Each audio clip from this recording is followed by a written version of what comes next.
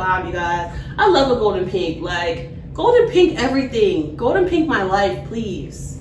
And like dip some sprinkle like of glitter in there too, with mermaids just swimming. Like, that is just who I am. I'm very like fluttery, you know? I'm soft. I'm not soft because I'll beat your but I'm soft.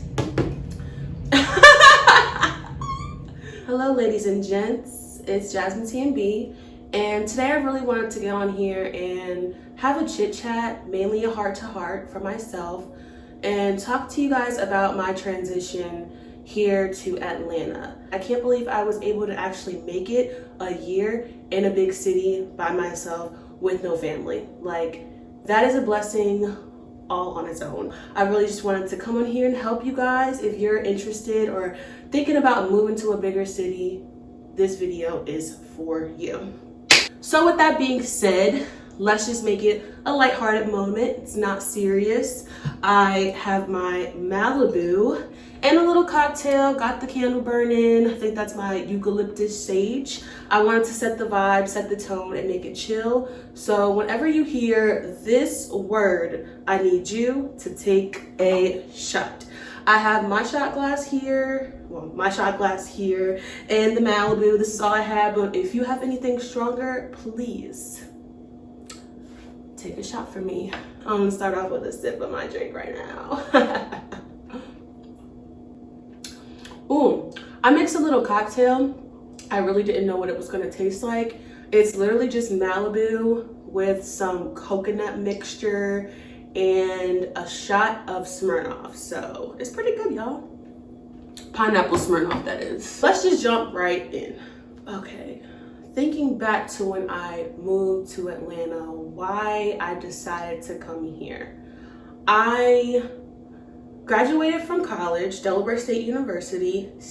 Shout out to all the alumni at that university.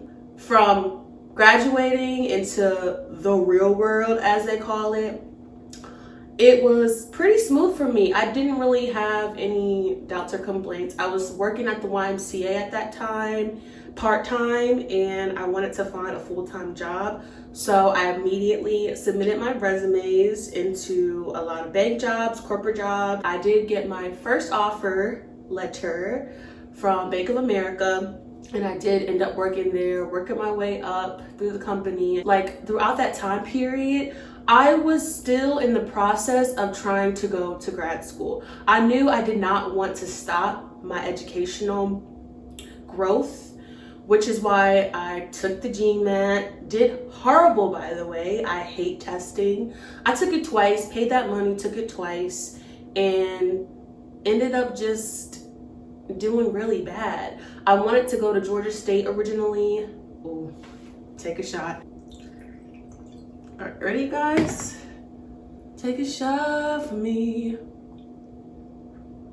Malibu's not even strong. Probably not even gonna be drunk by the end of this video. Lies! The lies! Okay. I really wanted to go to GSU originally. However, it wasn't in my plan. That was like the fall of 2018. I was in the process of doing my GMAT and applying for colleges and schools. And the school that I attend now, it wasn't even in my thought process because I honestly did not want to go to another HBCU. I really wanted to experience a PWI just to have both on my resumes, but that doesn't matter because we literally have a HBCU graduate running for vice president right now. With that being said, I did not get accepted. I also applied to G-Tech, and I was just getting all the same like responses and feedback. Like, the end of 2018 was hard because it was like, wow, I really want to move to Atlanta. My uncle had already moved here in October of 2018, and we had a big party for him.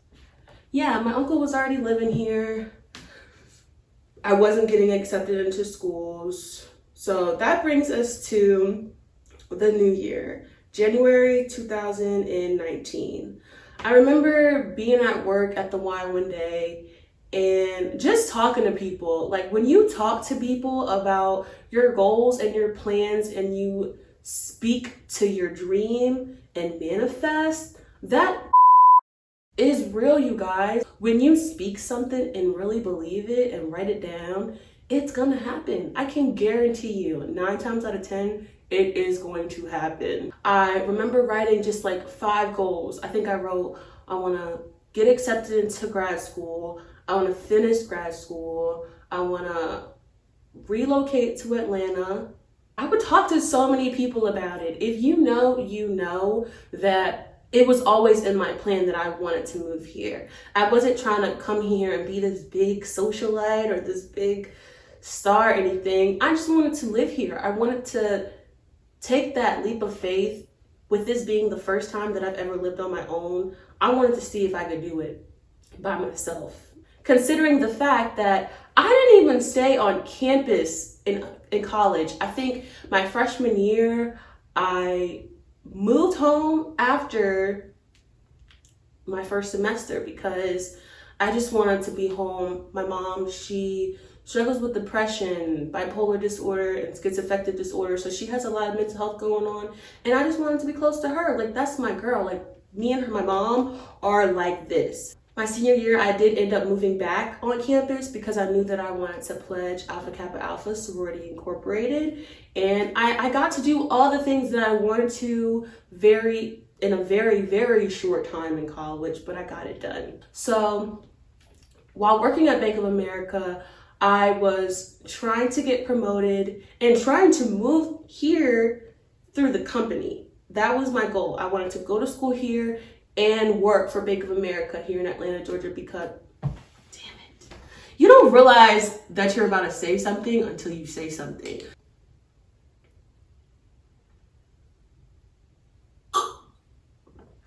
Yes, Lord.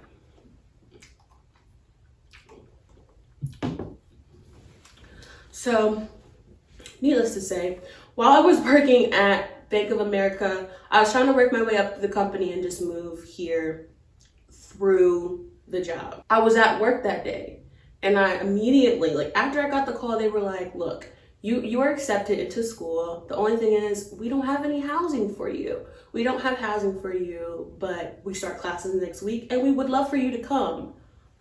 I literally had like the Macaulay Culkin face, like what? Like, y'all want me to come to school and live in Atlanta? Like, something that I've been trying to do for a year now.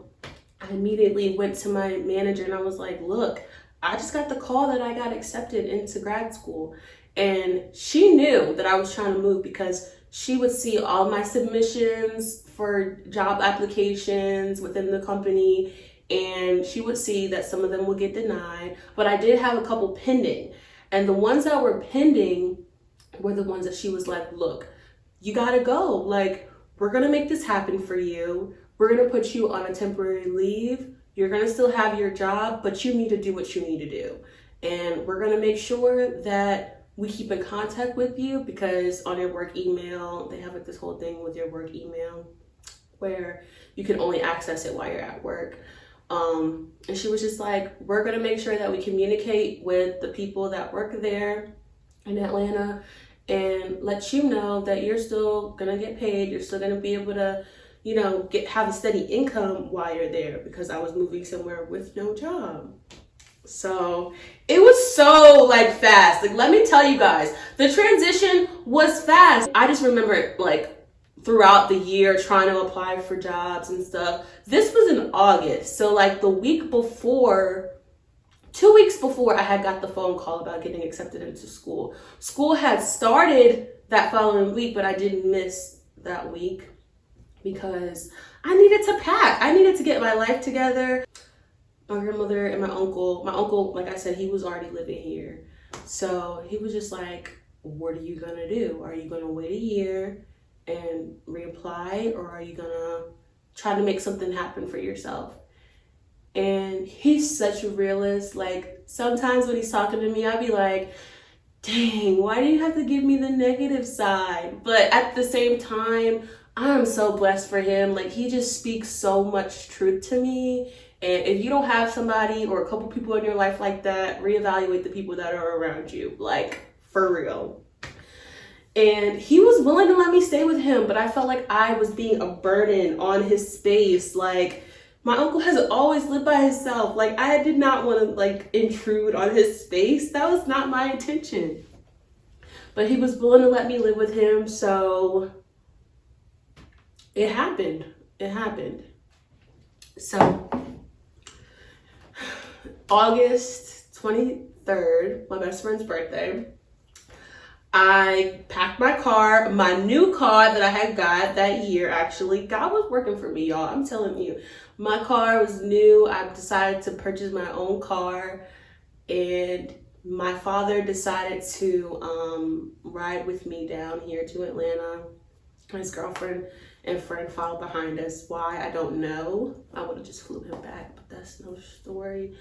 And we took that drive. It was late night. I don't know why, but the drive at night, like if you leave at like 9 p.m. and you just drive throughout the morning, it's just so calming because it's literally a 12-hour drive. So from where I live, and Georgia is a big, take a shot, pour it up, pour it up. Am I gonna be drunk by that?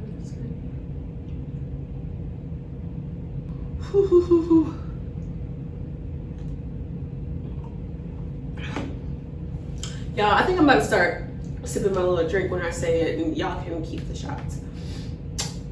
But yeah, it's a big state, and that is majority of the drive, like driving through GA and South Carolina, because I was able to drive from Delaware all the way to South Carolina, but that was like at, I want to say that was like at 4 a.m.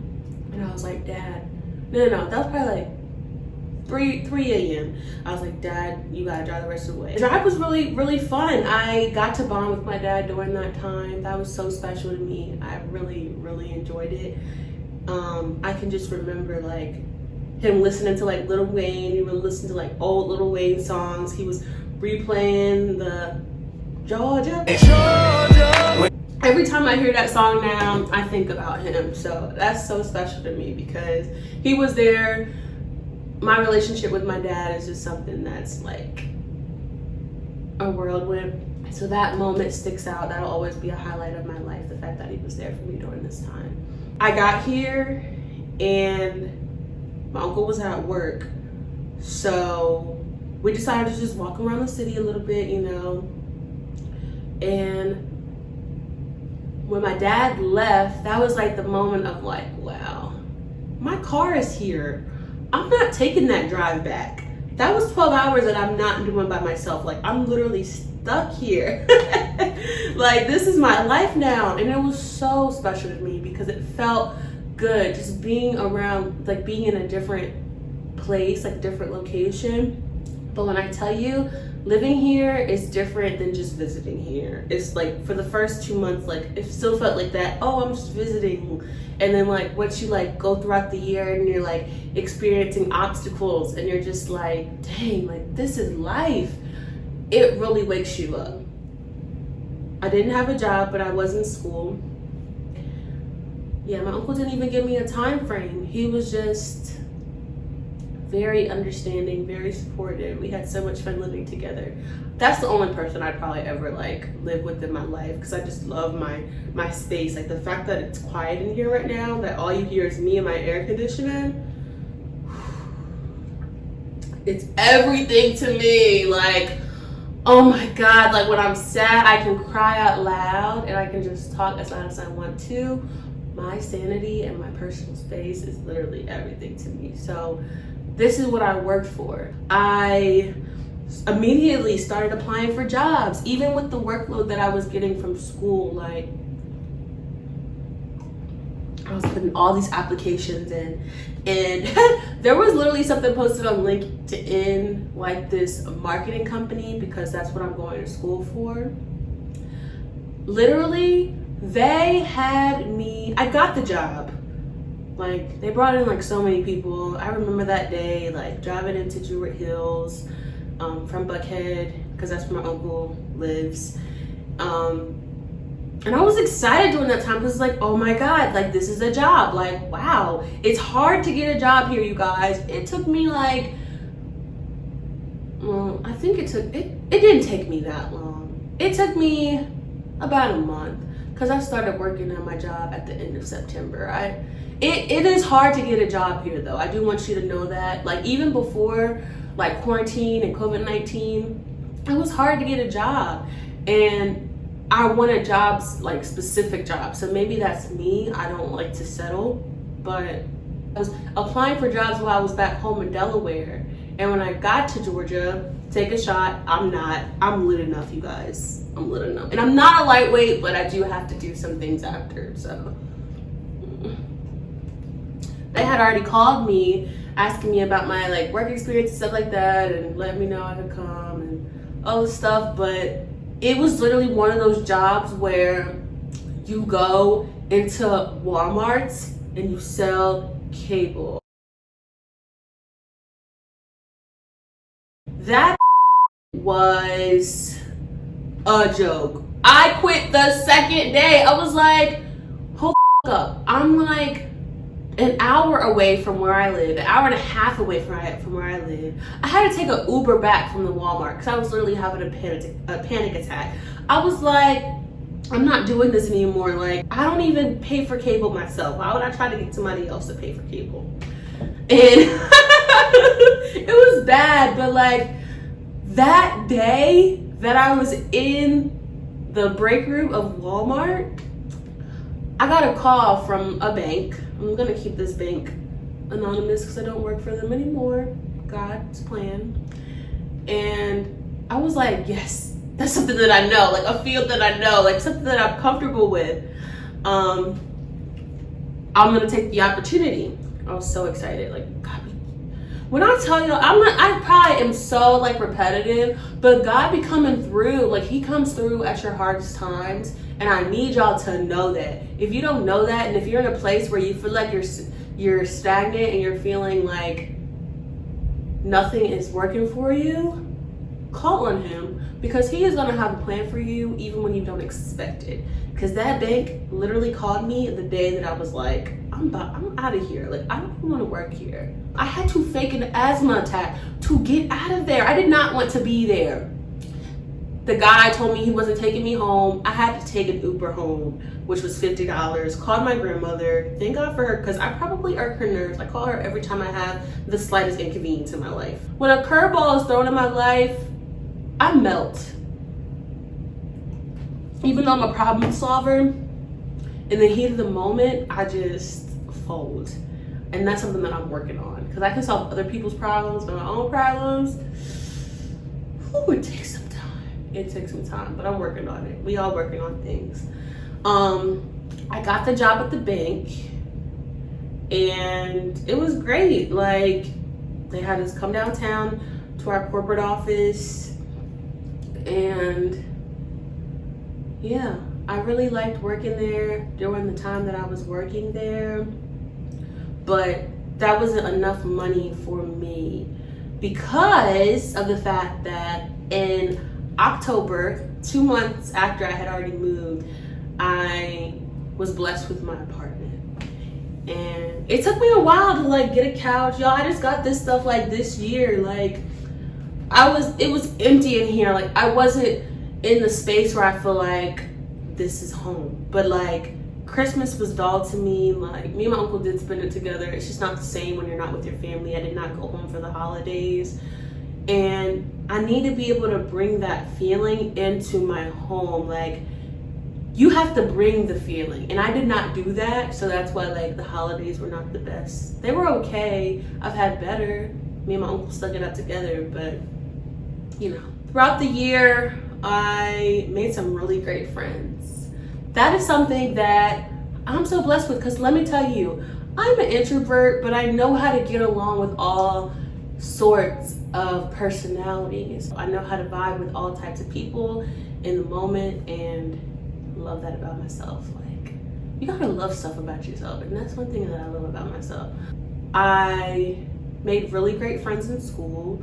My best friend was already living here. She lives about 3 hours away from me, which is great. Let me tell you, that seems far, but it's great, and we're gonna get into that.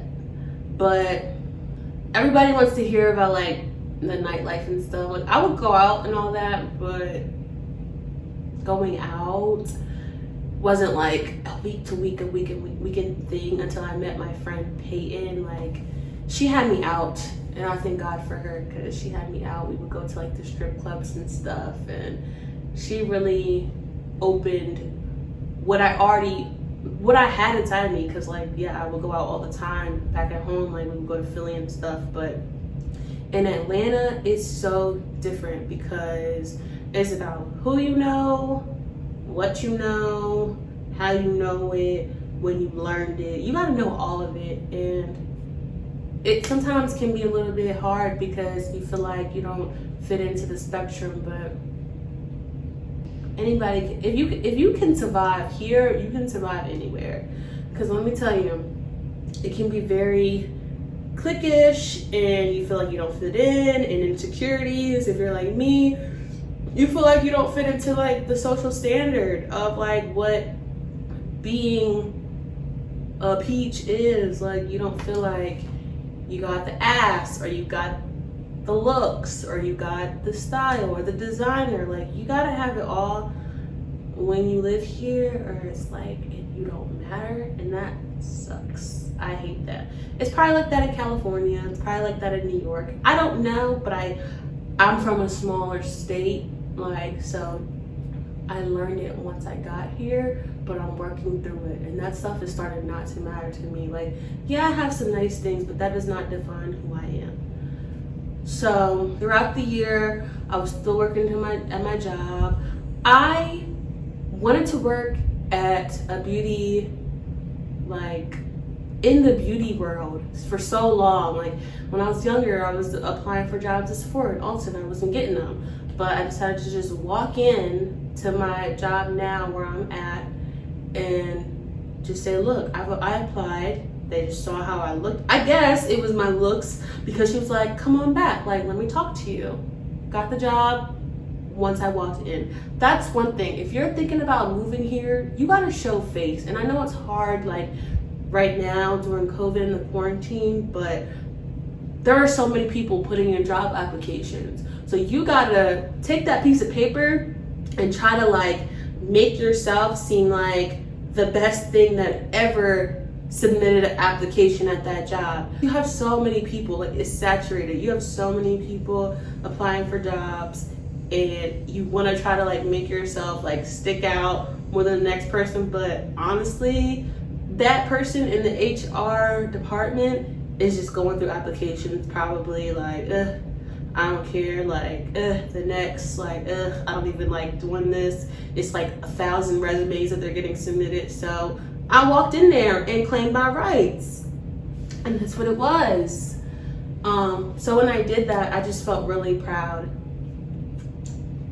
I started working 2 jobs while living here, and that was special to me because I was going to school still, did really good my first semester. Second semester was so hard, you guys. Like I was taking finance, and then like COVID happened. We'll get into that, but let's just talk about like my like transition into school. Like it was hard, like getting back into the flow of like deadlines and like submitting papers and writing them. I remember like in February, all I was thinking about was my birthday. Like I wanted to have like the biggest birthday. I wanted all my friends to come out. I wanted to like feel like I was that bitch that day. And all I was thinking about like what I was gonna wear, like what bag I was gonna wear, like designer shoes and all this stuff. I was just trying to like focus on my birthday just to feel some type of like happiness of not being around my family. This was literally like right before COVID happened, and I had the best birthday ever. My friends like came out from Delaware and stayed with me, and we had a great time here in my house. I invited like everybody at school to my birthday event, and they came out. Like I had about like 22 people. My section was really small, but they still enjoy themselves, and that's what matters. People feel like when you come here, like you gotta be voting all your money and making sure that you're the best thing that ever lived. That's just not me. Like I'm gonna save money before I like try to impress the next person. You go broke trying to impress people, that's where you're gonna like have all this pressure on you because you're not being authentic. You're not showing your true self. You're not being who you are. We need more people being who they are in the world. And that's just period. True tea, bitch. I had the best birthday and then COVID happened. I was very anxious and I was very to myself and I didn't go nowhere but working home. But that was most of us. Like I didn't stop working during COVID. So like when you were working, all you were doing was going to work and going home. Like I didn't see my family from January to July. And that was the longest time I've ever been like going without seeing my family. Being in Georgia, take a shot. Being in Georgia and my family being 12 hours away, that was hard for me, you guys. Like, it wasn't easy. So I tried to hang out with my uncle as much as I could. But for some reason, when you're lonely, like when you feel lonely, you just get into this space where you just decide to like isolate yourself and you just say, I'm gonna be alone. And we gotta work on that. Like when we're in that space, talk to a friend, talk to a cousin, talk to an uncle, talk to your mom, like talk to the people that are close to you. Don't like conform yourself into this space where you're just feeling shut off and cut off from the world. So I did go through that. But during that time, I had my best friend. She was there for me. She would come here, visit me. I would go to her house and visit her.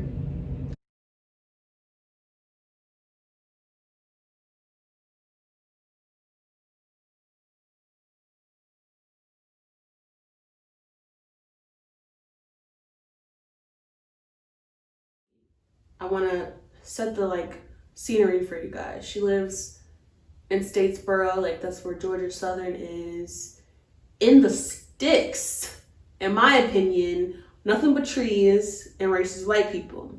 I was driving back home and I was driving really fast, like really fast. I was going like 102 and a 70. I'm big about it, you know? In Georgia, took a shot. They don't play about their tickets. They don't play about the speed limit. If you're going fast and they catch you, they're gonna get you. So be aware. So there was a car like in front of me and I think they were trying to race me now that I think about it because they was going fast as shit. I was just trying to keep up with them because I was also trying to get home and my music was loud as f. I don't know. Normally I'm like on it. Like I can like see cops from a mile away. But this cop, he crept up on me. He didn't even turn his lights on. He was trying to get both of us in one. Like he was on it. And this was during COVID. I'm like, damn, like you can't have a heart. We all know what happens with a black African American person and the cop is involved. So I was doing everything I needed to do, had my camera ready. I was ready to catch this cop in action because he was moving funny and I didn't like it. And he took forever. I didn't have my license on me. That could have been another thing against me. I was really blessed that day. All I got was a speeding ticket. When I tell you that that speeding ticket was $1,100, oh my God. Like I didn't find out how much I had to pay until I went back home in like July because my grandma was like, you need to call, like you need to call. So we called and she was like, what? Like she was pissed. Like she was like, how did you get a ticket that like, she was being consoling, but she didn't want to like scold me because she already knew that I was like, I was under pressure. Like situations like that, you feel like, damn, like why am I even here? Like, is this God telling me to like go back to where I belong? Like, cause that money ain't cheap. That's like more than I pay for rent. I found a place where I could pay less than $1,000 for rent in Atlanta. That's not it. That doesn't exist. So to have a speeding ticket that cost more than the cost of my rent, it was very, very, very, very upsetting. And during that time, I also quit my job. Like I quit my job at the bank because sometimes working for our people, like working for Black people can be like I don't even know the word for it. Like, it's just like, it's good when it's good, but when it's bad, it's bad. And it got bad. Like, it just really got bad. So I quit my job. But I made it. Like, I made it through. I was only unemployed for 1 week. And God had a plan for me, y'all. So that brings me to where I am today. I am working. I am finishing my last year of grad school. Online, of course. We're online. Everybody's online. I just want you guys to work hard for what you want. Don't let social media corrupt you so much that you feel like you have to live a certain life in order to be successful. There's beauty in normalizing regular lifestyles, like with a little dab of luxurious living, like, but it still exists. It still exists, and you just gotta do what works for you. Don't feel so pressured to be like the next person. That's the beauty of life. And if you stuck through this entire video, you are a real one. I probably didn't say the word Georgia, take a shot, enough. But if you're lit by now, you're a real one. So I'll see you next time. Love you lots. Thank you again. Peace and blessings. Talking to you guys about my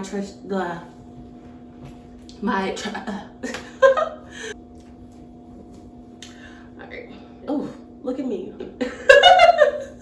When I call blah, blah, blah, blah, blah, blah, blah, together, I would show her the ooh. And I was in the car by myself. I just feel like with God, like, you can get through anything. If you want to move here, move here. If you want to move anywhere in the world, move anywhere in the world. Do it while you're young. Do it while you're young and you can make mistakes. Because you're not alone. I'm making them every single day. But I'm getting through it.